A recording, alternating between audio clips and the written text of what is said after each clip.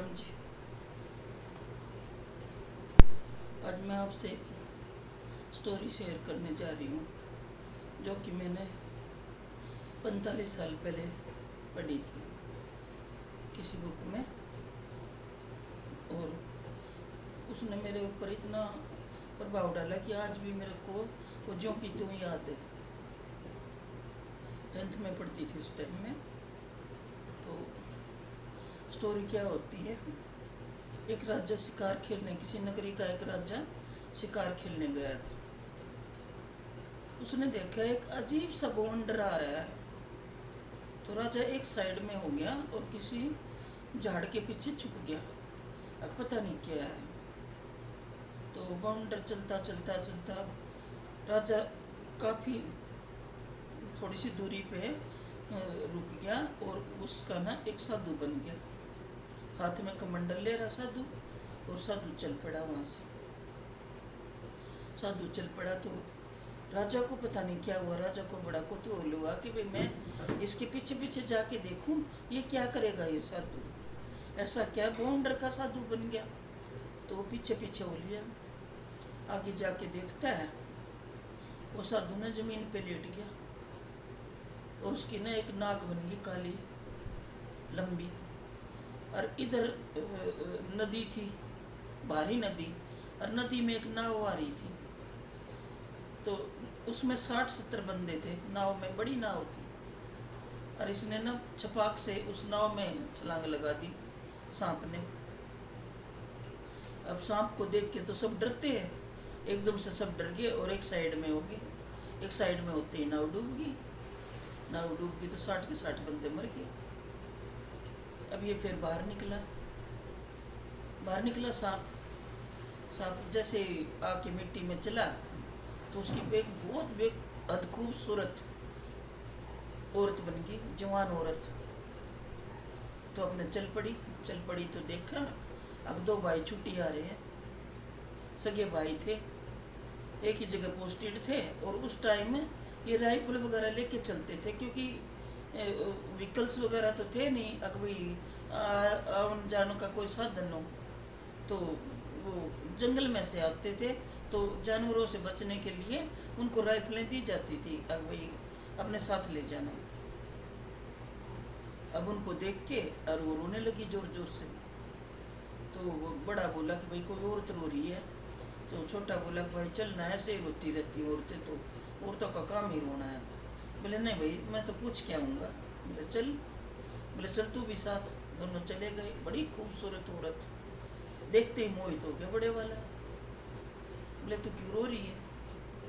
बोले मैं क्या करूँ, मैं बहुत भूखी हूँ और मैं पिछले 5-6 दिन की भूखी हूँ, मुझे कहीं खाना नहीं मिला और मेरे से तो चला भी नहीं जा रहा, मेरे लिए खाना ला दे। तो बड़ा बोला छोटे को तू लिया, तू यहाँ बैठ मैं लाता हूँ खाना। तो बड़ा कुछ नहीं, छोटा कुछ नहीं बोला, बैठ गया। बड़ा चला गया, कहते आसपास कोई होगा शहर तो उधर से मैं खाना ला रहा हूँ। तो चला गया। आगे गांव आया, वहाँ उसने किसी से बनवाया खाना और वो बंधवा के और वो आया। और जब वो थोड़ी दूरी पे रह गया ना, जब वो बोली अब देख एक बात बता दूसरे उसके छोटे भाई को, तेरा भाई मेरे ऊपर मोहित हो रहा है तो क्या वो मेरे लायक है? भाई वो तो बड़ा है और तू है छोटा, मैं तो तेरे साथ चाहती हूँ भाई रिश्ता बनाना। वो बोला देख मेरे को मत बोल, मेरे भाई ने तेरे को पसंद किया ना किया, मेरा भाई तेरे लिए खाना लाने गए हैं और जो मेरा भाई करेगा वही होगा, मेरा कोई लेना देना नहीं है तेरे से। कहती है कि ना तू बोल, तू हाँ भर, अगर तू मेरे साथ शादी करेगा। वो बोले मैं तेरे साथ शादी नहीं करूँगा। ये कहती उसने अपने कपड़े फाड़ लिए। कपड़े फाड़ लिए और रोने लगी। वो बोले ये क्या कर रही है तू? बोले तू अब देख तमाशा, फिर तू मेरी बात नहीं मानी ना। तो इतनी देर में भाई आ गया। बोले क्या बात है? बोले इसने मेरे कपड़े फाड़ दिए और मेरी इज्जत लूटनी चाहिए इसने। अब भाई को गुस्सा आ गया। अब गुस्से में तो आपको पता है आदमी कुछ नहीं देखता। भाई के बात सुन, लेकिन वो बात सुने ना, उसने राइफल तान ली अपनी, इधर छोटे ने भी तान ली।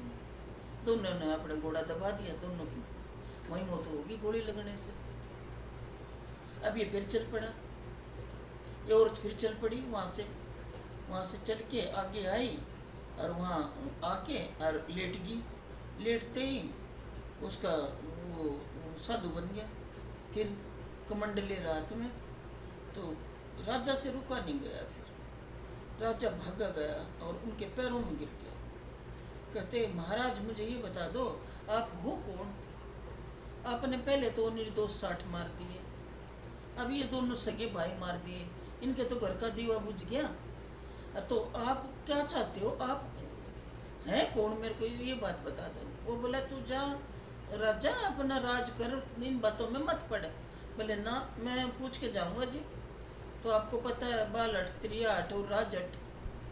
तो उसने देखा कि राजा नहीं मानेगा। वो बोला देखो राजा जी मैं हूँ काल और मेरे को जैसा भी ऊपर से हुक्म मिलता है मैं उसी तरह चलता हूँ। जैसे जैसे जिसकी लिखी हुई है मैं उसको उसी मौत देता हूँ।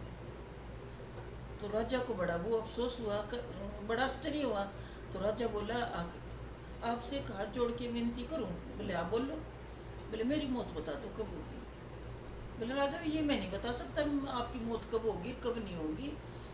बोले कुछ तो बता सकते हो? बोले हाँ एक बात बता सकता हूँ। बोले बोल। अब मरने से ठीक 4-5 दिन पहले मैं आपको एक वो दे दूंगा, इशारा दे दूंगा, आप समझ जाना। बोले अच्छा। राजा भूल गया, कई साल बीत गए इन बातों को। राजा एक दिन फिर अपने शिकार को गया अपने सारा वो कर करा के, उसके साथ अपने मंत्री भी थे। और राजा जैसे ही घर चलने को हुआ तो उसने देखा बवंडर आ रहा है, वही बवंडर है ये। तो राजा भाग लिया वहाँ से। राजा भाग लिया तो आके महल में अपने सभा बुला ली और बता दिया भैया ऐसे ऐसे बात हुई थी और मैं क्या करूं। तो एक मंत्री बहुत शाना था उसके राज में, वो बोला महाराज आप एक काम करो। बोले क्या? बोले ये भारत है, आपकी मौत तो यहाँ है, ठीक है, ये मौत यहाँ आएगी। आप ऐसे करो अपना अरबी घोड़ा लो और अपने इस देश से निकल जाओ और मर्सिस चले जाओ। बोले अच्छा। अब वो हवा में बातें करता था घोड़ा, वो उड़ लिया। 3 दिन में राजा वहाँ पहुँच गया। 3 दिन में वहाँ पहुँचा तो राजा थक गया बहुत बुरी तरह से। 3 दिन लगातार दिन रात। अब जिसके काल सिर पे हो उसने कहाँ ठहरना था। वो अपने एक पेड़ के पास हरी हरी घास खड़ी थी, घोड़ा बांध दिया और आप लेट गया। लेटते राजा को नींद आ गई। अब 3 दिन हो गए उसको, 3 रात हो गए चलते चलते, तो सोना ही था राजा। तो अब इस उसमें क्या नाम है, उस जिस जो आगे नगरी पड़ती थी उसका क्या नाम है, कोई राजा मर गया था। तो उन्होंने कहा कि भाई वो क्या नाम है, हमारे क्या रिवाज है, कोई भी बाहर का आदमी आता है तो उसको फांसी दी जाती है। बोले अच्छा। तो अपने ये सो गया, सो के अपने राजा तो अपने उधर महल में चोरी भी करवा दी। अब भाई चोर सामान लेके भाग गए। तो जहाँ राजा सो रहा था वो सामान वहाँ रख दिया और चोर भाग गए। और ढूंढते ढूंढते सिपाही आए तो देखा अब उसके पास सामान रखा, सामान उठा लिया और उसको पकड़ ले गए। तो वहाँ फांसी सुना दी गई। तो फिर उनको जो फांसी तोड़ रहे थे फिर एकदम से वो आ जाते हैं सामने और बहुत जोर से अट्ठास करके हंसते। बोले हाँ। मैं ये सोच रहा था उस दिन राजा, पहचाना मेरे को, मैं कौन हूँ? बोले हाँ पहचान लिया। बोले मैं ये सोच रहा था कि इसकी मौत तो मार्सिस में लिखी है और इसको पूछा हूँ कैसे। और राजा यहाँ आपकी मौत है, अभी आपको फांसी तोड़ देंगे क्योंकि काल आपके सिर पे है। और ये कह के राजा को फांसी तोड़ दी।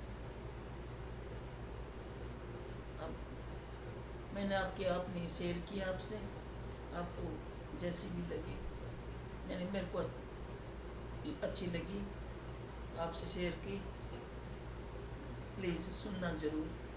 सबको राम राम।